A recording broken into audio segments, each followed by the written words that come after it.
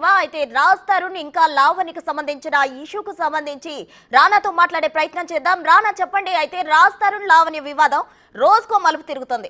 సినీ ఫక్కీలో ఈ వివాదం అయితే చెలరేగుతా ఉంది. అటు పెయిడ్ ఆర్టిస్ట్ గా పనిచేస్తున్నాడంటూ శేఖర్ భాషపై లావణ్య ఫిర్యాదు చేస్తుంది. అయితే రాజ్ తరుణ్ పై నిర్దాక్షిణ్యంగా ఆమె ఆరోపణలు చేస్తుందంటూ శేఖర్ భాష అంటున్నాడు. ఇక రాజ్ తరుణ్ తెర వెనుక ఉండి కథ అంతా నడిపిస్తున్నాడు. దీనికి సంబంధించి తాజా సమాచారం ఏంటి రానా? ఎప్పుడైతే 2 నెలలకు ముందు రాజ్ తరుణ్ పైన లావణ్య నార్సింగ్ పోలీస్ స్టేషన్లో ఫిర్యాదు చేస్తుందో అప్పటి నుంచి ఇప్పటి వరకు కూడా రోజుకో ట్విస్ట్, రోజుకొక మలుపు. ఎందుకంటే దీంట్లో అనేక అంశాలు.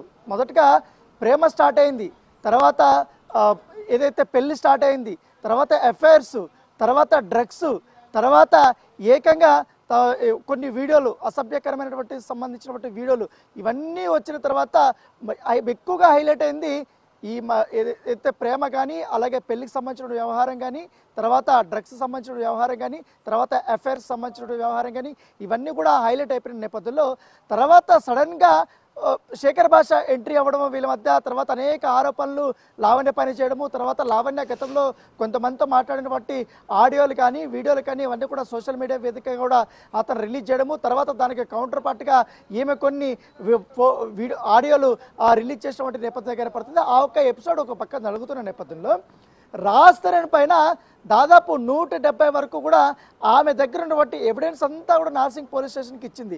ఆయన పైన దాదాపు 4-5 సెక్షన్స్ కింద కూడా కేసు నమోదైంది. కేసు నమోదైన తర్వాత అది ఒక పక్క నడుస్తుంది, ఇన్వెస్టిగేషన్ కూడా కొనసాగుతుంది. మధ్యలో ఈ హైడ్రామాలు అనేది కూడా చాలా వరకు కూడా నడిచి ఈ యొక్క ఎపిసోడ్ అంతా కూడా రక్తి కట్టించాయని చెప్పొచ్చు. ఎప్పుడైతే లావణ్య వచ్చి రాజ్ తరుణ్ పైన ఫిర్యాదు చేయడము, తర్వాత రాజ్ తరుణ్ రావడము, తర్వాత శేఖర్ భాష రావడము, శేఖర్ భాష రావడమే కాకుండా గతంలో మేము లావణ్యతో బాధింపబడ్డాము, లావణ్య వల్ల మేము డ్రగ్స్కు బానిసేయమంటూ కూడా 2 జంటలు బయటకు వచ్చారు. వారు ప్రీతి, ఉదయ్.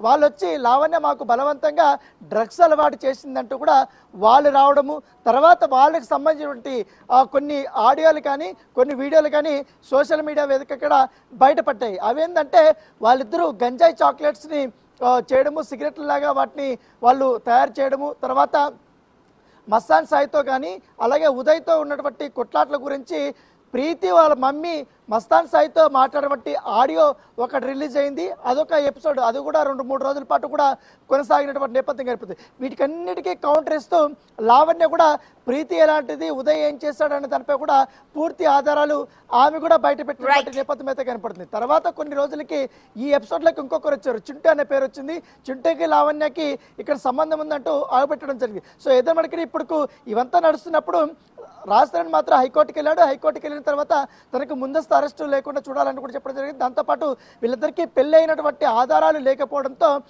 ఆయనకి ముందస్తు బెయిల్ ఇచ్చినటువంటి పరిస్థితి ఏర్పడుతుంది. ఇంకా నడుస్తుంది. నిన్న రాజ్ తరుణ్ నార్సింగ్ పోలీసులు స్టేషన్ వద్ద కూడా వచ్చినట్టుగా తెలుస్తుంది. తన లాయర్తో పాటు వచ్చి ఆయన సంతకం పెట్టేసి వెళ్ళినట్టుగా తెలుస్తుంది. మరోవైపు 2-3 రోజుల్లో మరొక ప్రెస్ మీట్కి లావణ్య రెడీ అయిపోతుంది. ఎందుకంటే ఇటీవల కాలంలో రాజ్ తరుణ్ వెనుకుండి తన పైన చేస్తున్నటువంటి ఆరోపణలు కానీ, శేఖర్ భాష చేస్తున్నటువంటి ఆరోపణల పైన కానీ, అలాగే ప్రీతి, ఉదయ్ కావాలని తన పైన తప్పుడు ప్రచారాలు చేయడం పైన, అలాగే మస్తాన్ సాయి వద్ద తన వ్యక్తిగత వీడియోలు ఉన్నాయని కూడా ఆమె చెప్తుంది. కాబట్టి వాటికి సంబంధించిన ఎవిడెన్స్లు కూడా నా దగ్గర ఉన్నాయంటే కూడా ఆమె 2-3 రోజుల్లో మరొకసారి మీడియా ముందుకు రాబోతుంది. ఒకవేళ అది కానీ ఆమె కానీ బయట పెడితే మాత్రం ఈ కథలో మరొక ట్విస్ట్ అయితే రాబోతుంది. తర్వాత ఆరోపణలు ప్రత్యారోపణలతో మరింతగా రక్తి కట్టించే అవకాశాలు ఉన్నాయి.